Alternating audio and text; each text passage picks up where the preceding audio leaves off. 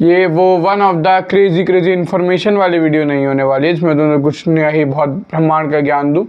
Instead ये video one of those video होने वाली है जो तुम कई बार वॉच करोगे लिटरली, और मैं तुम्हें एडवाइस करूंगा जब भी तुम डीमोटिवेटेड फील करो जस्ट वॉच इट। हम दो कोर चीज़ें बात करेंगे और सबसे पहली है everything that worth takes time. So ये कंसेप्ट जितना ही क्रिंज है क्योंकि सबने यूज़ कर रखा है इंस्टाग्राम पे और उसे बहुत डीपली समझते हैं कि ये क्यों इतना वर्थ रखता है और क्यों ये तुम्हें बार बार देखना जैसे तुम अपने ब्रेन को ये समझा पाओ कि everything that worth take time. हमारा ब्रेन वैसे काम नहीं करता है, ऐसे लॉजिकल थिंकिंग उसे करनी चाहिए। हमारा ब्रेन ऐसे फिटेड है या फिर ऐसे प्रोग्राम्ड है कि उसे वो चीज़ चाहिए जो औरों के पास नहीं है, उसे वो चीज़ चाहिए जो डिमांड में है। और ये इसका जो लिंक होता है वो आता है सोशल सर्कल से। तो अगर तुम्हारे पास कोई ऐसी चीज़ है जो सब चाहते हैं तो तुम सोशल सर्कल में उनसे ऊपर हुए। अगर तुम्हारे पास ऐसी बहुत सारी चीज़ें हैं जो सब चाहते हैं तो उनसे तुम सोशल सर्कल में और ऊपर हुए। और ये सिंपल जो चीज़ होती है ये यूज़ करता है हमारा brain to manipulate kind of manipulators की यार इसी की वाली चीज़ हमें लेनी चाहिए नहीं लेनी चाहिए। इसका सबसे बढ़िया एग्जांपल देखते हैं यहाँ पे। टेक्निकली मोस्ट ऑप्टिमल फिजिक जो होगी वो होगी एक गाय जो कि मस्कुलर ट्रेनिंग करता है और 22% बॉडी फैट पे। इस फैट परसेंट पे तुम लॉन्गर सर्वाइव कर सकते हो, तुम्हारे हेल्थ मार्कर अच्छे होंगे। लेकिन every guy aims for that 8-9% shredded Hrithik Roshan type physique. The reason is that is very much wanted. अब वांटेड और डिफ़िकल्ट होने का कोरिलेशन है।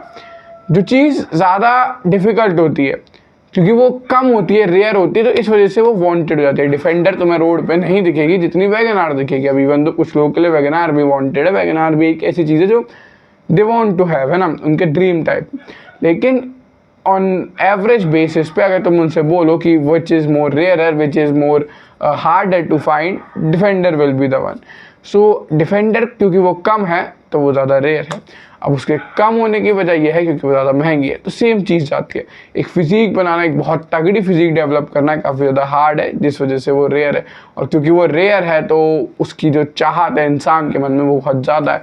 तभी तुमने देखा होगा कि एक अच्छी फिजिक होना तुम्हें अट्रैक्शन दिलाता है। और जितने भी सेल्फ इम्प्रूवमेंट गुरुज होते हैं सब तुम्हें अच्छी फिजिक बनाने की सलाह तो देती हैं, चाहे वो शताब भाई हो, चाहे फिर वो हमजा हो, चाहे फिर कैंडिडेट कोई भी हो बंदा ना जो रेड पिल में है, जितने मायरन वगैरह कोई भी हो, वो तुम्हें एडवाइस देंगे कि अच्छी फिजिक बनाने की। क्योंकि ये मोस्ट बेसिक चीज़ है।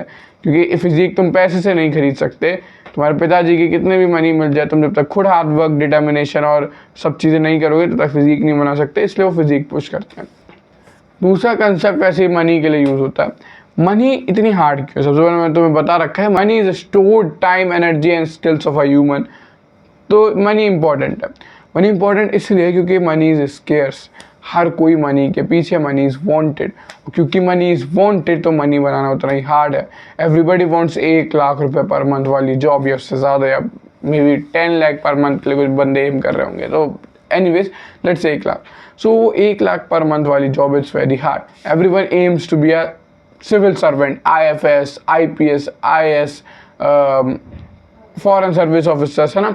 ये सारों के लिए तुम एम कर रहे हो, बहुत बंदे एम कर रहे हैं क्योंकि ये रेयर है।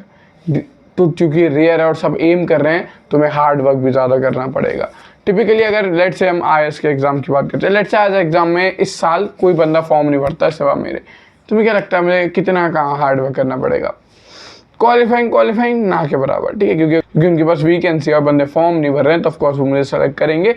लेकिन क्योंकि उसमें वो चीज़ इंपॉर्टेंट है, क्योंकि वो चीज़ वांटेड है। सो मैं सोशल हायरार्की में बहुत ऊपर ले जाता है काफ़ी अच्छे सिविल सर्वेंट बनना।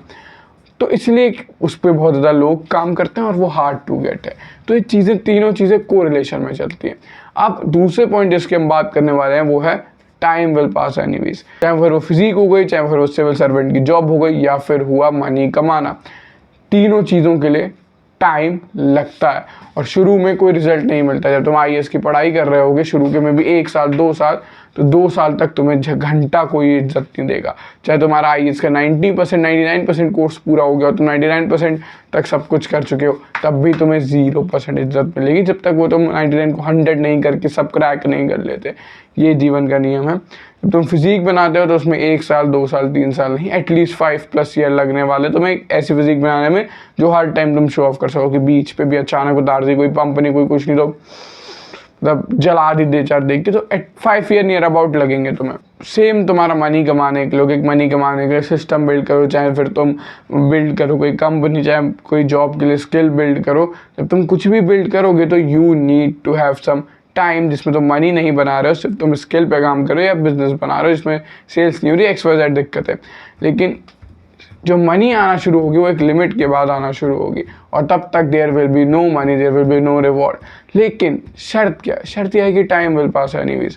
नेक्स्ट 5 ईयर में लेट से तुम जिम और डाइट नहीं करते हो, 5 साल बाद skinny fat physique, no muscles, time फिर भी पास होगा। तुम लेट से 20 के हो तो 25 के होगे, तुम 20 के हो, तुम बिजनेस स्टार्ट नहीं करते, तुम स्किल पे काम करना शुरू नहीं करते, तो मनी को इंपॉर्टेंस नहीं देते, ठीक है, कोई बात नहीं।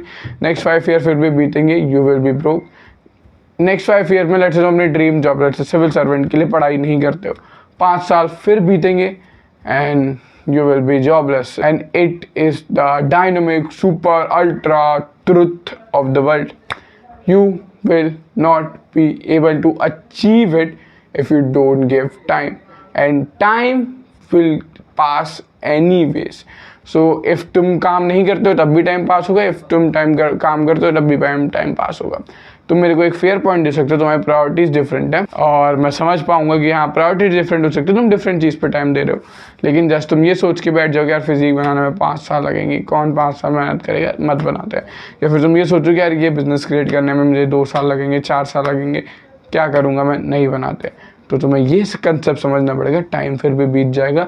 नेक्स्ट 5 ईयर बाद एक बंदा वो होगा जो मनी भी बना रहा होगा, उसके पास फिजिक भी होगी, उसके पास अच्छे रिलेशनशिप भी होंगे, जस्ट बिकॉज उसकी मेंटालिटी ये थी टाइम तो बीतना ही है, क्यों ना मैं आज से उस पर काम करना शुरू करूँ। पर तुम जो कि बैठे रहोगे कि फिजिक बनाने में 5 साल लगेंगे, लड़की ढूंढो, ये सब करो, अच्छी मिलेगी नहीं मिलेगी, उसके रिलेशनशिप होलसम बिल्ड करो, साल भर लगेगा, यार मेरे से नहीं होगा। या जॉब या मनी जिसमें भी हो उसमें मुझे 2-4 साल लगेंगे, मेरे से यार टाइम बहुत है यार, कैसे करूँगा मैं। तो उस बंदे जैसे तुम हो सकते हो, वो कुछ भी नहीं होगा, बस उस बंदे के पास सब कुछ होगा। दोनों में सिर्फ ये फ़र्क था मेंटालिटी का। लेकिन समझा टाइम विल पास एनीवेज, और दूसरे ने इस बात को इग्नोर करी। तुम खुद चीज़ें देख सकते हो कि कौन ज़्यादा सक्सेसफुल है, किसकी लाइफ ज़्यादा बेटर है। या और एक सिंपल क्वेश्चन, तुम किसकी लाइफ स्वैप करना चाहोगे अगर मैं तुम्हें दोनों में से एक लाइफ चुनने को। और एक बहुत सिंपल क्वेश्चन से तुम देख सकते हो तुम दोनों में से किसकी लाइफ चुनना चाहोगे।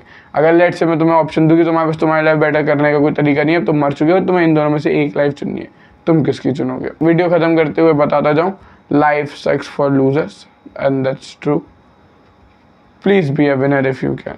मिलता हूँ तुमसे कल, let's do what bottom 99% are not doing. मिलते हैं।